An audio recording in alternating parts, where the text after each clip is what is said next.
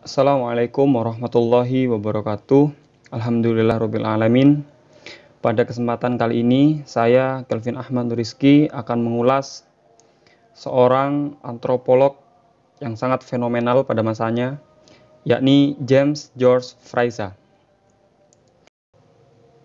James George Frazer lahir dari keluarga Kristen Protestan pada 1 Januari 1854 di Glasgow dan wafat 7 Mei 1941 di Cambridge. Beliau adalah sosok antropolog sosial yang berpengaruh pada masa awal studi modern mitologi dan agama. James George Frazer adalah seorang penganut ide dan metode-metode yang diterapkan oleh Edward Barnett Taylor. Pada awal karir Frazer, beliau adalah seorang mahasiswa sastra Yunani dan Romawi klasik di Universitas Cambridge. Karena kecintaannya kepada Taylor, ia mengarahkan seluruh perhatiannya ke bidang penelitian dan antropologi hingga pada akhirnya mampu mengemukakan satu teori animistik dalam versinya sendiri. Karyanya yang sangat fenomenal adalah The Golden Bough. The Golden Bough adalah satu buku yang sangat fenomenal pada tahun 1890 sampai 1915 yang memuat tentang studi monumental mengenai adat dan kepercayaan primitif. Proyek ini bertujuan untuk mempelajari antropologi untuk menemukan jejak dunia lama yang lebih tua dan primitif yang tersembunyi pada karya-karya klasik dahulu. Motivasi dari Frazer untuk penelitian buku ini adalah memadukan studi sastra klasik dan antropologi yang belum pernah dicoba sebelumnya. Ia berhasil menawarkan sebuah revolusi dan memahami dunia primitif. Itu adalah sebuah motivasi dari Frazer karena buku ini sangat fenomenal dan menghabiskan hampir 25 tahun umur Frazer demi penelitian ini. Buku ini dicetak 3 edisi dalam 12 jilid besar. Diterbitkan pertama dalam 2 jilid pada tahun 1890 Masehi. Terbitan kedua terdiri 3 jilid 1900 Masehi dan disempurnakan pada tahun 1915 Masehi. Pada tahun 1992, Frazer meringkas buku berjilid-jilid menjadi 1 jilid besar. Buku ini sangat misterius karena keinginan Frazer adalah membuat kajian yang tertata dengan baik dengan memberikan benang merah tentang sketsa kondisi kemanusiaan masa lalu yang sangat brutal yang bercampur baur di dalam budaya yang kita anggap membudaya. Jawabannya tidak akan pernah ditemukan ketika kita tidak terkonsentrasi pada bukti peradaban Yunani dan Romawi kuno. Dalam penjelasan karya yang sangat fenomenal dari Frazer, di buku The Golden Bough dimulai dengan paparan yang begitu misterius tentang sebuah teka-teki yang sangat rumit untuk dipecahkan, tentang serangkaian gambaran nyata, tempat dan peristiwa yang telah lama dilupakan. Frazer menjelaskan dalam subbab Appian Way, sebuah jalan tempat orang-orang Romawi melarikan diri ke pedalaman Italia. Dengan pengantar buku yang sangat diwarnai misteri dan bahaya yang tersembunyi, pembaca yang ingin tahu lebih banyak tentang buku The Golden Bough mau tidak mau harus mengikuti uraian Frazer sampai halaman akhir. Jelas alasan Frazer berbuat demikian untuk menyuguhkan cerita-cerita yang menegangkan. Yang dia inginkan adalah membuat satu kajian yang tertata dengan baik, mengikuti benang merah pemahaman yang diperlihatkan oleh sketsa kondisi kemanusiaan masa lalu yang sangat brutal tersebut. Frazer memperingatkan bahwa kita tidak akan mencari jawabannya dan tidak akan menemukan satu bukti pun jika kita hanya berkonsentrasi pada bukti-bukti yang tersedia dalam peradaban Yunani dan Romawi kuno. Karena perjalanan cerita Romawi kuno sangatlah panjang dan rumit kebenarannya. Perlu bukti yang ilmiah dan otentik. Kenapa demikian? Karena masyarakat prasejarah tidak mewariskan catatan-catatan sejarah kepada kita. Dan solusi yang diberikan oleh Frazer adalah mencari dan mengumpulkan cerita rakyat legenda, dan kebiasaan-kebiasaan masyarakat primitif di mana saja yang kita tahu, untuk kemudian melihat apakah di dalamnya bisa ditemukan pola-pola atau tradisi lama yang bisa dicocokkan dengan legenda Romawi tersebut. Jika kita tidak mendalami tentang pemikiran-pemikiran masyarakat primitif yang ada di balik cerita-cerita sastra, legenda, dan juga kebiasaan tersebut, maka teka-teki cerita masa lalu tidak akan terungkap. Karena tugas untuk mengungkap cerita legenda Romawi tentang masyarakat primitif tidaklah mudah dan tidak sederhana. Karena ketika kita tidak benar-benar mengamatinya, kita akan melenceng dari fakta yang ada. Pemikiran primitif tidak dikendalikan oleh satu sistem, melainkan ada dua sistem yang berbeda. Dalam konteks ini, Freza mengikuti Taylor, yakni sistem yang dimaksud adalah sistem yang pertama magis dan sistem yang kedua agama. Kedua sistem ini merupakan kunci untuk masuk membedah ke dalam pemikiran masyarakat primitif. Selanjutnya, sub pembahasan kali ini kita bagi menjadi 3, yakni yang pertama magis dan agama, yang kedua magis, agama, dan penuhanan raja, dan yang ketiga adalah dewa tumbuh-tumbuhan. Oke, kita awali dari yang pertama, magis dan agama. Pembahasan mengenai magis dan agama sangatlah sentral dalam buku ini. Terbukti dengan dijadikannya A Study in Magic and Religion sebagai subjudul buku The Golden Bough, terbitan kedua. Menurut Freza, hal yang paling penting menyangkut masyarakat primitif adalah kita harus memperhatikan fakta paling mendasar dari kehidupan manusia pada dulu kala. Seperti para pemburu butuh binatang untuk dimakan, petani membutuhkan cahaya matahari dan hujan yang cukup untuk tanaman mereka. Akan tetapi, di saat kondisi alam tidak berjalan sesuai apa yang diharapkan pada masyarakat primitif, tentunya mereka akan berusaha agar bisa memahami alam dan berupaya untuk mengubahnya. Dan jalan pertama yang mereka tempuh adalah magis. Sebutan utuh yang diberikan Fraser adalah sympathetic magis. Karena masyarakat primitif beranggapan bahwa alam bekerja dengan rasa simpati atau pengaruh-pengaruh yang datang dari luar. Fraser mengungkapkan beberapa pemikiran magis masyarakat primitif masa lalu, seperti contoh laporan para saudagar yang datang ke Amerika. Orang-orang Indian Pawnee mengoleskan darah gadis persembahan pada ujung perkas pertanian mereka. Hal ini dilakukan karena mereka sangat yakin bahwa hanya dengan cara itulah kekuatan roh yang memberikan kehidupan akan berpindah ke benih-benih yang mereka semaikan.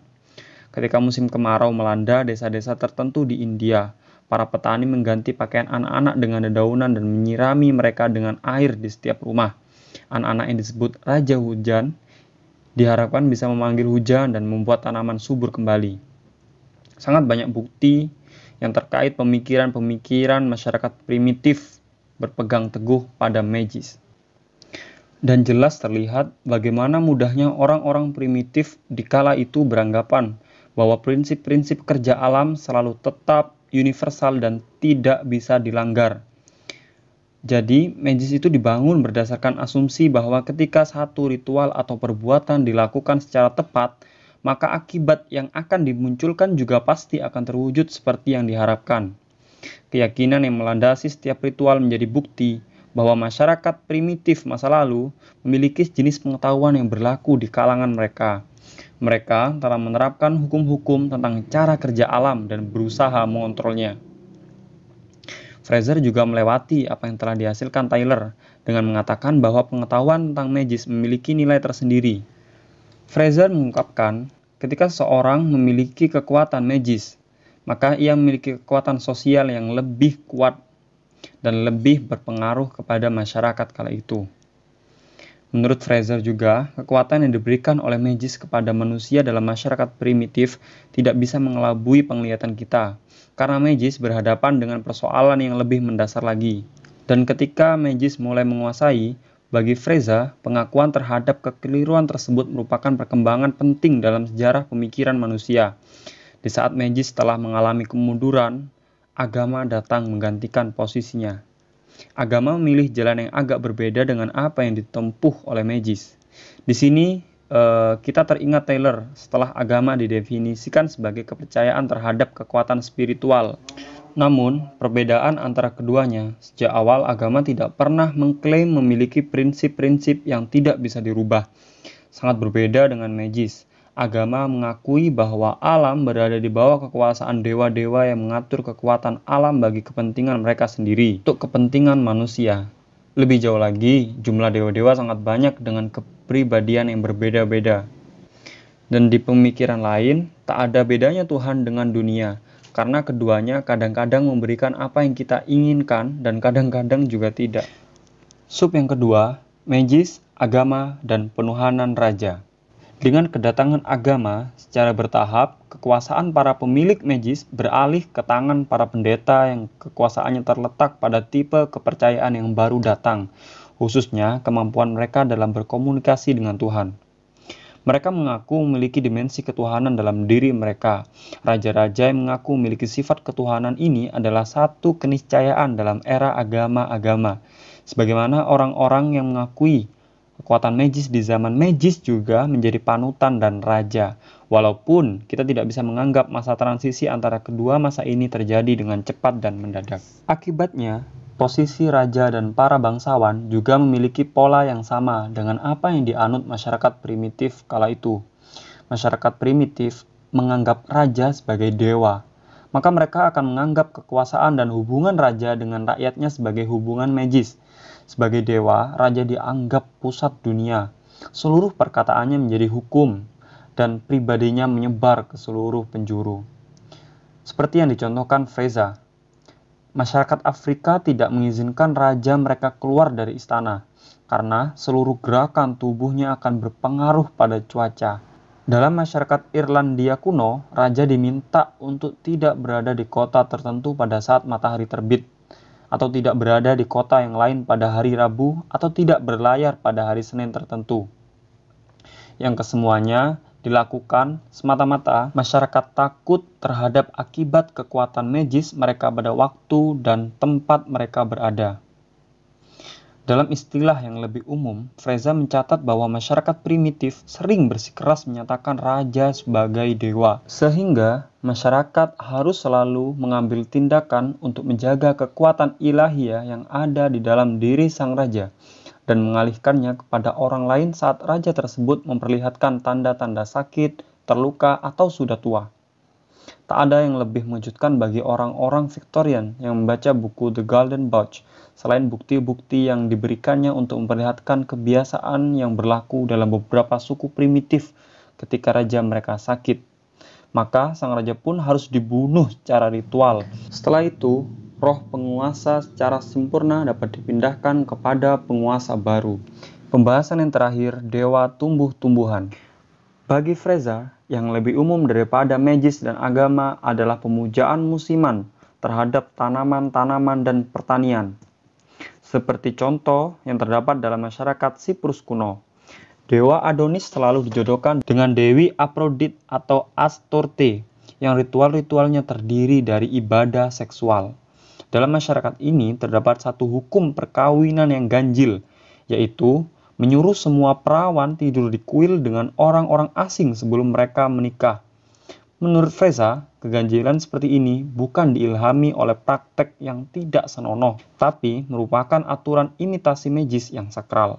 Tujuan ritual ini adalah mendorong para dewa agar berpasang-pasangan supaya alam bisa menghasilkan kebutuhan manusia. Dari semua kejadian ini, Fraser menyimpulkan bahwa masyarakat primitif jelas hidup dalam sistem ide-ide yang menurut mereka rasional, tapi tidak menurut kita. Di balik ritual kuil Diana dan legenda Romawi tentang penguasa hutan, perbuatan yang dalam pandangan kita sangat kejam ini tetap saja dinilai rasional oleh mereka. Mereka menganggap bahwa yang dibutuhkan hukum alam adalah pengorbanan seperti ini. Logikanya adalah lebih baik membunuh satu orang ketimbang menyia-nyiakan nyawa banyak orang. Dalam pemikiran primitif, hal ini bukanlah tuntutan revolusi, tapi kehendak agama dan rasio yang meneriakkan raja yang lama telah mati, maka jayalah raja yang baru. Kesimpulannya, Kumpulan informasi yang dihimpun oleh Fraser dalam studinya memberikan keyakinan yang sangat besar akan manfaat teori ilmiah yang dikemukakan mengenai asal-usul agama. Ketika magis mengalami kemunduran, muncullah keyakinan terhadap Tuhan yang dikombinasikan dengan magis. Kemudian, keyakinan ini terus-menerus berkembang sepanjang abad menuju ke taraf yang lebih baik. Agama menggantungkan harapannya pada doa dan permohonan. Namun pada akhirnya, dalam agama pun ditemukan kekurangan. Di antaranya adalah klaim agama yang telah menemukan Tuhan yang sebenarnya. Klaim ini tidak ada bedanya dengan apa yang dikemukakan magis. Bagaikan sebuah kepercayaan magis yang baru, ilmu pengetahuan telah meninggalkan kepercayaan kepada kekuatan supranatural dan mencoba menjelaskan alam semesta dengan menampilkan prinsip-prinsip yang lebih general dan impersonal. Bagi Fraser, ilmu pengetahuan adalah magis tanpa kesalahan. Demikian pembahasan saya mengenai James George Fraser dan mengupas karangannya The Golden Bough yang sangat fenomenal. Semoga menjadi ilmu yang berkah dan bermanfaat. Kurang dan lebihnya, saya mohon maaf. Wallahul muwaffiq ila aqwamit thoriq. Wassalamualaikum warahmatullahi wabarakatuh.